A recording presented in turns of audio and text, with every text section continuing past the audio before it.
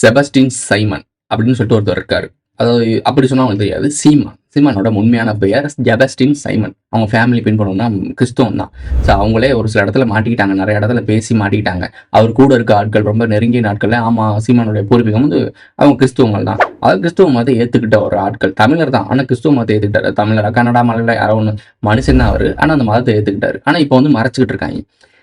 இப்போ நான் ஏன் அதை சொல்றேன் அப்படின்னா, பாரிசாலனுடைய பார்ட்னர் இருக்காங்கல்ல, அவங்க பார்ட்னர் வந்து கிறிஸ்துவம். அது எந்த பிரச்சனையும் இல்லை. நான் சொல்ற பாயிண்ட் மட்டும் பிடிங்க. ஸோ அவங்க கிறிஸ்துவர்.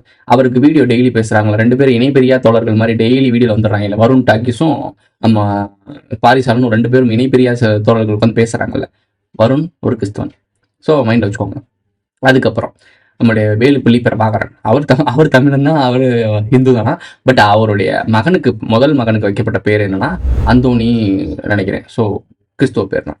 சரி, இப்போ இவ்வளோ நம்ம இன்னும் நுணுக்கமாக போகும்போது துணை முதலமைச்சர் இருக்காரு. அவர் ஒரு மேடையில் சொல்றாரு ஓப்பனாவே, ஆமா நான் கிறிஸ்துவன் தான். அவங்களுடைய துணைவி யார் அப்படின்னு பார்த்தா அவங்களும் கிருத்திகான்றவங்க வந்து அவங்களும் ஒரு கிறிஸ்துவன் தான்.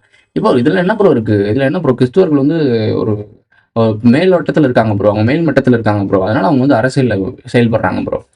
தமிழ்நாட்டில் கிறிஸ்துவத்துக்கு என்ன வேலை? அதாவது கிறிஸ்துவ மதம்ன்றது வந்து தனியாக அவங்க பாட்டுக்கு இயங்கிட்டு இருக்கலாம். ஒவ்வொருத்தவங்களும் தனிப்பட்ட மதத்தை யார் வேணா ஃபாலோ பண்ணலாம், அது பிரச்சனை இல்லை.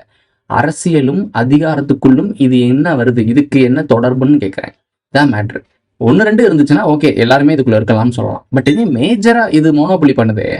ஹிந்து முஸ்லீம் பத்தி அதிகமா டிபேட் போயிட்டு இருக்கு இந்தியாவுக்குள்ள. ஆனா கிறிஸ்துவன் ஒருத்தன் உள்ள இருக்கானே, அவனை பத்தி யாருமே கண்டுக்கவே மாட்டீங்களே. அதுக்கு பின்னாடி ஒரு லாபி ஒர்க் ஆயிட்டு இருக்கே. இந்த வடசென்னை படத்துல போப்பாண்டவர் வராராம், இந்தியாவுக்கு போப்பாண்டர் வராருன்னு ஒரு வார்த்தை இருக்கும் வடசென்னை படத்துல. ஸோ போப்பாண்டர் வரான்றக்கா இந்த எண்ணூர் துறைமுகத்தை எக்ஸ்டெண்ட் பண்றாங்கன்னு சொல்றாங்க. போப்பாண்டர் வர்றதுக்கு எண்ணூர் துறைமுகத்தை எக்ஸ்டெண்ட் பண்றதுக்கு என்ன சம்பந்தம்? அடுத்த வருஷம் போப்பாண்டவர் நம்ம ஊருக்கு வராராம். அதுக்காக இந்த மெரினால இருக்கிற குப்பத்தெல்லாம் காலி பண்ண போறாங்க.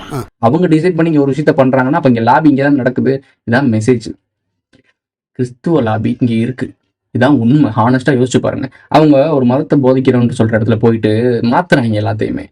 இங்க இருக்கவங்க எப்படிலாம் மாத்திட்டு இருக்காங்க. நிறைய பேர் மாறிட்டாங்கன்னு வச்சுக்கோங்களேன். எனக்கு தெரிஞ்ச ஒரு நம்ம ஃபேமிலியே மணிக்காக மாறியிருக்காங்க. தெரிஞ்ச ஒரு கொஞ்சம் தூரத்துல தெரிஞ்சவங்க, பழக்கமான ஒரு ஆளு.